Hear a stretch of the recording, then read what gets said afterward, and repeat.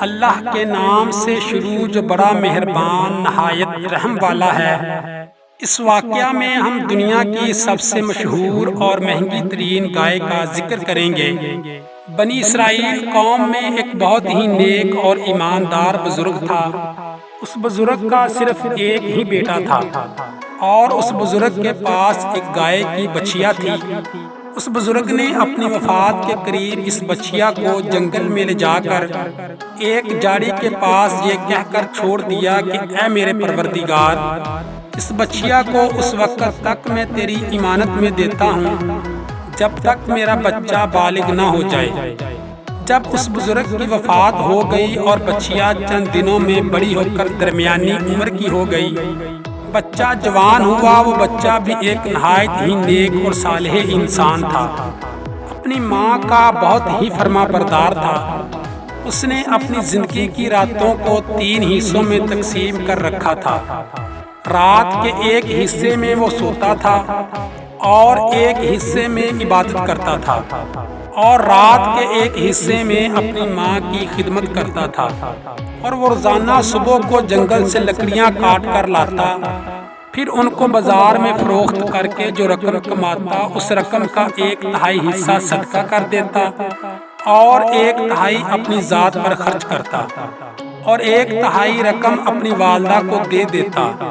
ایک دن اس لڑکے کی ماں نے اس سے کہا کہ اے میرے پیارے بیٹے، تمہارے باپ نے وراثت میں ایک بچھیا چھوڑی تھی جس کو انہوں نے فلاں جھاڑی کے پاس جنگل میں خدا کی امانت میں چھوڑ دیا تھا۔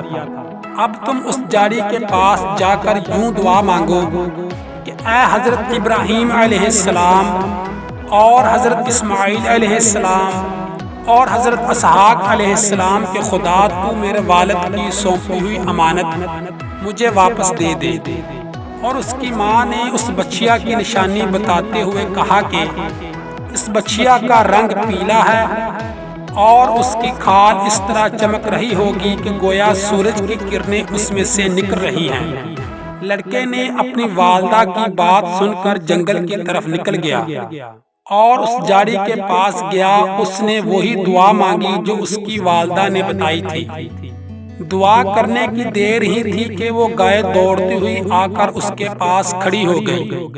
اس لڑکے نے گائے کو پکڑا اور اپنی ماں کے پاس گھر لے آیا۔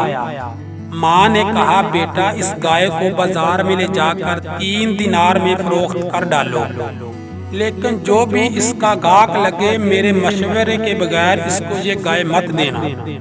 ان دنوں میں بازار میں گائے کی قیمت صرف 3 دینار ہی تھی۔ جب وہ گائے لے کر بازار گیا تو گاہک ایک لگا جو در حقیقت فرشتہ تھا۔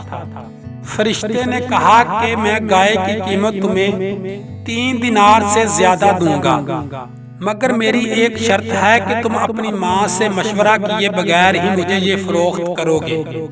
لڑکے نے کہا کہ تم اس کی کتنی ہی زیادہ قیمت دو، مگر میں اپنی ماں سے مشورہ کیے بغیر تمہیں ہرگز اس گائے کو نہیں بیچوں گا۔ لڑکے نے گھر آ کر اپنی ماں سے یہ سارا ماجرا بیان کیا تو ماں نے کہا کہ یہ گاہک شاید کوئی فرشتہ ہو تو اے بیٹا، تم اس سے مشورہ کرو کہ ہم اس گائے کو ابھی فروخت کریں یا نہ کریں۔ چنانچہ لڑکے نے اپنی ماں کی بات پر عمل کرتے ہوئے اس گاہک سے مشورہ کیا تو اس نے کہا کہ تم ابھی اس گائے کو فروخت نہ کرو۔ آنے والے دنوں میں اس گائے کو حضرت موسیٰ علیہ السلام کے لوگ خریدیں گے، تو تم اس گائے کے چمڑے میں سونا بھر کر اس کی قیمت طلب کرنا، تو وہ لوگ اتنی ہی قیمت دے کر تم سے خریدیں گے۔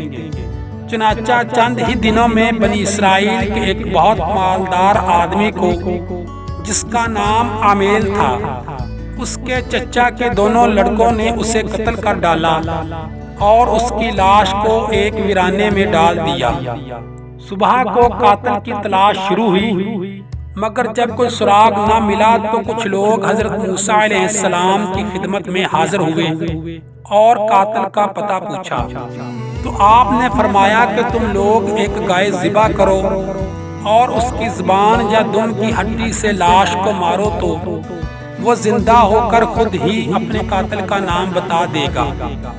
بنی اسرائیل نے جب حضرت موسیٰ علیہ السلام کی یہ بات سنی تو انہوں نے آپس میں بحث کرنا شروع کر دی کہ حضرت موسیٰ علیہ السلام سے پوچھو کہ گائے کا رنگ اور عمر کیسی ہو۔ تو پھر حضرت موسیٰ علیہ السلام نے بنی اسرائیل کے لوگوں کو گائے کے رنگ اور عمر کے بارے میں بتایا، تو وہ اچھی طرح سمجھ گئے کہ فلاں قسم کی گائے چاہیے، تو ایسی گائے کی تلاش شروع کر دی، یہاں تک کہ جب یہ لوگ اس لڑکے کی گائے کے پاس پہنچے تو جو موسیٰ علیہ السلام نے رنگ اور عمر بتائی تھی تو وہ ایسی ہی گائے تھی جس کی ان کو ضرورت تھی۔ وہ لوگ گائے لینے کے لیے جب لڑکے کے پاس گئے تو لڑکے نے چمڑے میں بھر کر سونا اس کی قیمت مانگی۔ بنی اسرائیل کے لوگوں کی مجبوری بن گئی تو انہوں نے اس کی قیمت ادا کر دی۔